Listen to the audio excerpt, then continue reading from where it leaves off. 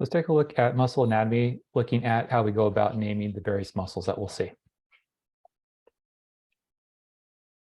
First, let's take a look at a couple of key concepts when it comes to naming and the principles within the naming concepts. One is the origin of the muscle. The origin of the muscle is the fixed end of the muscle within the motion. The insertion of the muscle will be the movable end of the muscle during the action. The action of the muscle is the biomechanical pull that the muscle will exhibit, allowing for movement to take place. And then the last is the innervation. The innervation is the nerve that's going to control the actions of the muscle. You'll be responsible for the origin, the insertion, and the action. However, you will not be responsible for the innervation at this point in time. When we look at muscle actions, we usually talk about them in terms of functional muscle pairs, in which we have an agonist versus an antagonist.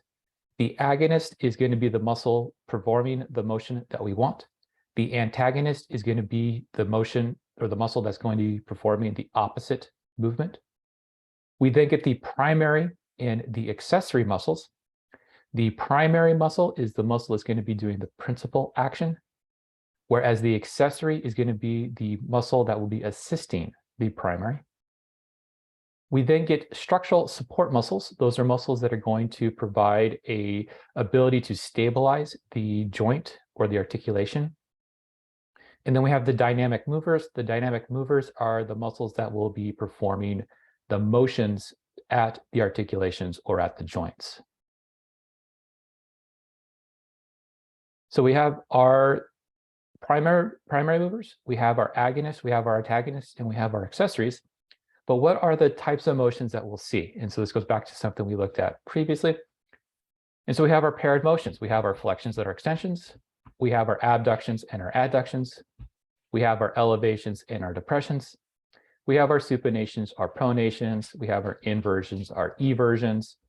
We have our medial rotations and our lateral rotations, or our internal or external rotations. And then we have several types of unpaired motions, such as lateral flexions, circumductions, and tensurations.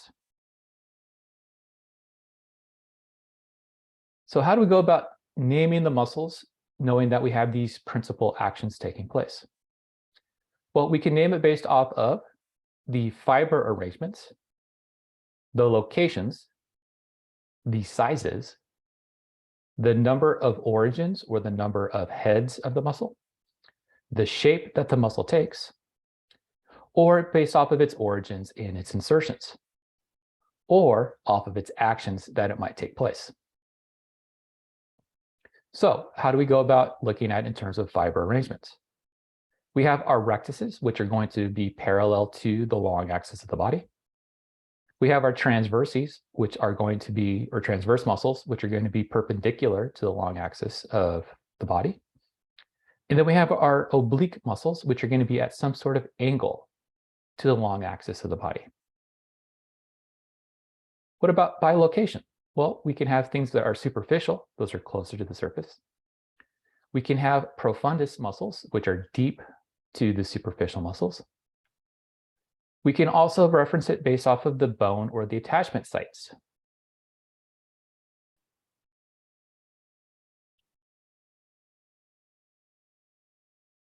We can also look at it based off of the size, where when we have three muscles, we usually have a maximus, the largest, a minimus, the smallest, and a medius, which is going to be in between the maximus and the minimus. When we have just two, we usually use a major and a minor, major being the largest, minor being the smallest.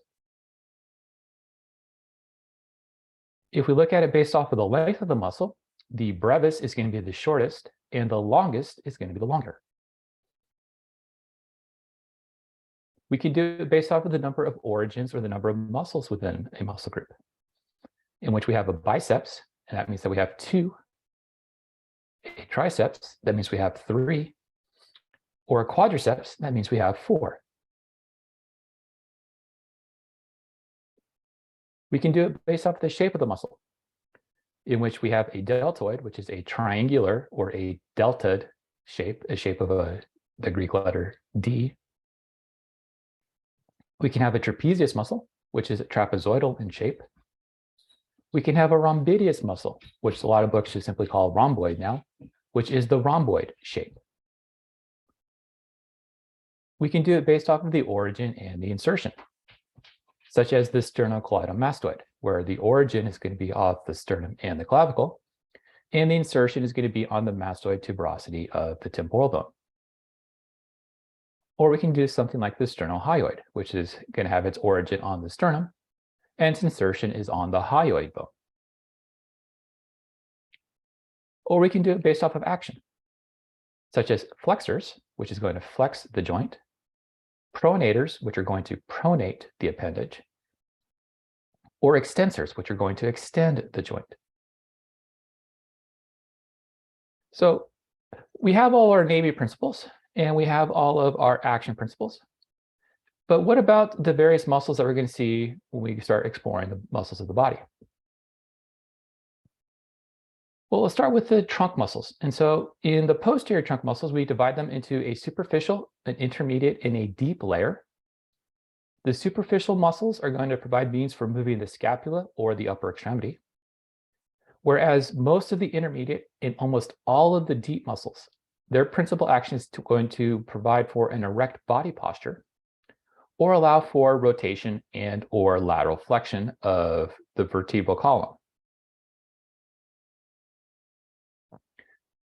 In the anterior trunk muscles, once again, we're going to divide it into superficial, deep, and then once again, we get some intermediates within here, particularly within the abdominal cavity, in which we're either going to be able to move the upper extremity, provide for intra-abdominal pressure, which is necessary to maintain an erect posture, or to assist with respiration, assist with breathing. In the upper extremity muscles, we're going to have, once again, our three principal groups, our superficial, our intermediate, and our deep muscles. Now, here's an interesting thing, is that all of the anterior and medial muscles are going to be involved with flexing and flexing of the upper extremity, whereas all of the posterior and lateral muscles are going to be responsible for extending and extension within the articulations of the upper extremity. Our hip and pelvis muscles, we're going to divide once again into our superficial, our intermediate, and our deep. We're going to ignore the muscles of the urogenital triangles right now, or the internal pelvic muscles. We'll take care of those when we look at reproductive and urogenital anatomy. The function here is to allow for either an erect standing posture or to propel the body in space, kinematic motion, in which we look at the posterior muscles, which are going to be involved with extension, abduction, and our rotations, whereas our anterior muscles are going to be involved with flexion, adduction, and rotations of the femur.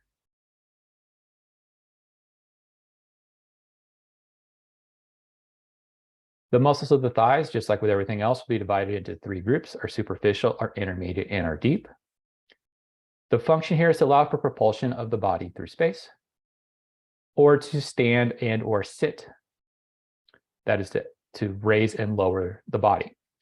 Now we have a little bit of a differentiation here, in which we're going to be having two motions taking place. The posterior muscle groups will be involved with extension, abduction, and rotation of the hip, whereas they will be involved with flexion at the knee. Whereas the anterior group will be involved with flexion and adduction at the hip, but will be involved with extension at the knee. Muscles of the legs, just like with everything else, will be divided into our three groups: our superficial, our intermediate, and our deep. Function here is going to be involved with propulsion of the body through space and stabilizing the body in a standing position.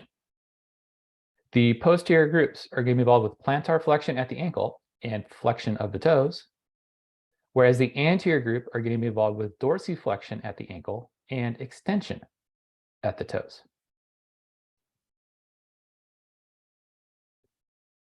Lastly, we'll look at